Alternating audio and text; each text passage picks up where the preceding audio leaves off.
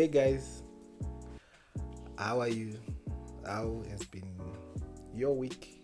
It's been a while since we last spoke, and in the past few days there's been a subject that has been raging, and we thought that maybe we can add our 2 cents to it, what we think about um, these insurance policies, what we think about the Nyaradzu saga. So, to those who don't know, this what has been happening on Twitter.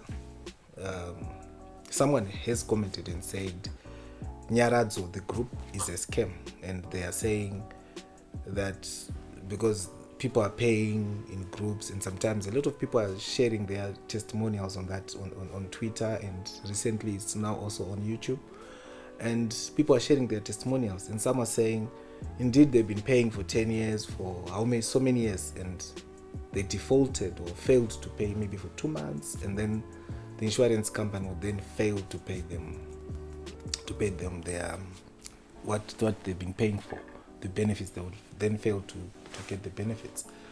So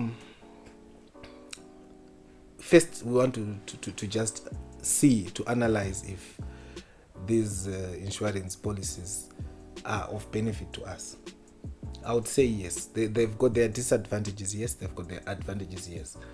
And the biggest advantage of a funeral cover would be that no one knows when funeral comes. It comes anytime, and sometimes, and most of the times, you'd be tired of paying medical bills because you want to preserve life. You pay thinking that someone would survive, and after maybe 3 months and your pockets are drained, you don't have anything anymore after trying to get someone to be cured, to be healed, and then this person eventually dies. So that's when your insurance policy comes in, because it's coming at a point where you're weak, you don't have anything, or someone just dies in an accident and you haven't prepared for that. So it's really important. It covers a very specific thing in our lives, and I think it's relevant in our lives. But at the same time, we pay these premiums preparing for death of us and our loved ones. And sometimes I started working at 25, and if I had started paying for that at 25, I'll still be paying until I retire or until I die. So let's say I get to 60 years, let's say, or 65 or 75, I'll still be paying, because most of these policies that we have in Zim at the moment do not mature. So you still be paying for 30, for 40 years, that specific amount. If you fail, sometimes you then end up losing the whole benefit. But obviously, like what the guys are saying, everything is in the terms and conditions, the fine print that we don't normally read. So is it worthwhile to be paying for that many years for just one specific? In my view, I personally, I don't have a funeral policy. Why? Because I believe in investing in life than investing in death. And I also know that in Zim, if I die, my relatives and you guys will probably contribute something. But that's just on a lighter note. But definitely, I think for me, it's better for me to invest in life, to invest and get a better return on my money. And then I know that when I die, that money will still be able to take care of me and my children or whoever that comes after me. So, having said that, let's analyze. Or before we analyze, I also have a story to tell, because these things, they move hand in hand. Insurance policies, pensions. In fact, they are governed by an institution called IPEC, Insurance Pensions Company, whatever, something like that. So, IPEC. So, I started working in 2007, and I was retrenched recently in August, 31 August. That's when I was retrenched. And in September, I received a paycheck from my pension fund, and it was 1.4 million, and I was shocked, shell shocked, to be honest with you, because after 15 years of service, I got 1.4 million Zimbabwe dollars, and I was contributing 6% ever since I joined this organization. Of course, over the years, when I started working in 2007, it was Zim dollar. It fell. 2009, we started paying in USD until sometime when the USD, when there was the other TGS, then the Zim dollar. But still, for all those years, I was contributing 6%. For all those years, I only got 1.4 million. That was the value of my contribution. But definitely, the insurance company got my money when it had value, and then they used it for whatever they wanted to use it to invest. So the money that they are now giving me is not my value, but that's a discussion for another time. What we're just simply trying to see is it worthwhile? If I had invested my 6% back then, so at some point I was earning 2,000 USD, and you say 2,000, 6% of 2,000 USD would be around 120, if I'm not mistaken. So if I had invested that money elsewhere, where would I be at the moment? If I had put it on the stock exchange, or if I had put it in unit trust, or if I had taken that money and put it in my small tin here, I would definitely be getting more than 1.4 million. Now, here's the story. If you are paying 57 USD to Nyaradzo per month, like what my friend told me when we were just having a chat about this, my friend is paying 57 USD per month, and to this organization, and my take is at the end of 10 years, just as an example, my friend would have contributed 6,840. Now, let's stop there. What is the cost of a funeral in Zim? What are we looking at? I've seen that funerals in Zim now, you get a bus, you get that vehicle that carries your coffin. You also get a few groceries here and there worth about 200 USD. You also get the tents that they use. So those are, and then the mortuary services. So those are some of the things that you get. And the question is, how much is that? Or what is the cost of a funeral in Zim? The biggest cost of a funeral in Zim is not those things that we're talking about. Normally it's the food, it's the people that gather. And you see that in these policies, normally it's not covered. They will give you some grocery, yes, sometimes, depending on the policy. But because we are a community, when people die, depending on how popular you are, you end up with a lot of people. So let's say they give you a bus. That bus, those people want to eat, they need to eat, and probably they're going to be at your funeral for a few days, 4 or 5 days. So that is the biggest cost, food and all these other costs associated with bringing people together. And that is not normally covered.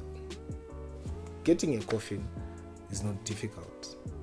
Getting people to where you'll be buried is not even difficult. Because they will still come, even if you provide them with a bus or not, they will still come because they want to be their farewells to you. So you see that the extravagance that we are putting in these funerals is the cost that we are estimating. We are putting it upon ourselves to say, when I die, I want A, B, C, D to be done, and you start paying for that. That's why I'm saying we are investing in death, we're investing in a day. Is it necessary? The amount of money that we are investing in that day, is it necessary for you to pay for a bus, for example? For people who are coming to mourn you, you're gone. So why should I be paying for a bus for people to come to mourn you? They can afford that cost to come. They will still come, whether there's a bus or not.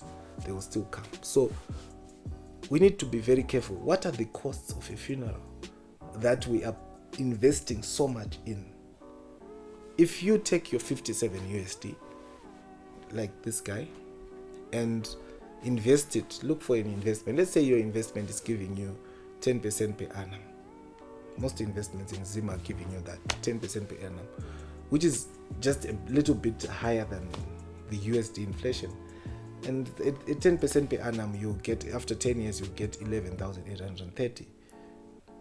So you stand a better chance of improving your own wealth when you start investing rather than paying an insurance or a funeral policy. I'm not advocating for people to abort or to ditch this policy, but I'm saying let's open our minds and let's start seeing things as they are. If you're paying 57 USD per month, after 10 months, that's 570 USD. And 570, how much is that? What can you do with it? Maybe if you are like me, you can put it in this small tin and open at the end of the year. Or if you're not disciplined, or at the end of the year, you then open this thing and you take out your money and do something with it. You can buy a cow with 500 something after 10 months. You can buy goats. You can start your little chicken project. There are so many things that we can do that can improve our lives rather than focus on death. I see the arguments that people are bringing on Twitter, and my take is, why are we even arguing about things that are in the future? We are failing to live our lives today whilst we are thinking about the day we die. People will bury you. Meanwhile, can you start investing? Can you start being frugal? Can you start being wise with your money than just thinking about that day? And we are investing in extravagant things. You want the best coffin there is. You want the bus. You want this. You want this. Think about it. How much money? What could you have done with that money? A lot. So we need to be careful. We need to think about it. We need to be more wise with our money than just to say, okay, I'll pay my insurance policy. Like I told you, these organizations, because of the uncertainty of our economy, of our policies here, sometimes these organizations, policies have just changed, and then you end up on the losing end. I, for example, for 15 years I contributed 6% of my earnings. I only got 1.4 million. And 1.4 million is not a lot of money. What with the rate, about 629, 30, that's the official. So we may end up losing, but let's be very careful. Let's think about these things before we do them. One other thing that I also want to highlight is we need to consider life when we are retired.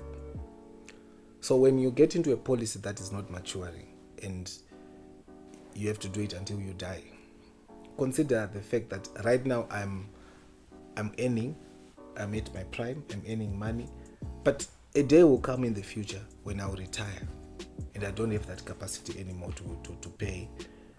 What will happen to that policy? All these years that I've done, I no longer have that capacity. I'm now receiving my pension, that MIGA pension that I'm talking about. And there's NASA, and NASA is paying people peanuts. And from that amount, that's when you want to pay. So you see that for the rest of your life, you've been investing in something that will just evaporate like that. You can't afford it anymore. On one end, you can't afford it anymore. Because you can't afford it because you are not paying. These guys will say, oh, your policy has lapsed. So we need to be very careful with that, because we'll end up on the losing side. You will be then calculating, if I had done this, to no end. So let's be very careful with our money, guys. Let's not cry about whether this is a scam or not. but let's be wise. Be wise like a serpent. Let's be wise with our money. Let's invest. Yes, there's need to do insurances and all that, but be careful. Don't be extravagant. Be frugal. Thanks. Have a good night. See you next time. And remember to share, to like, and to comment. Good night.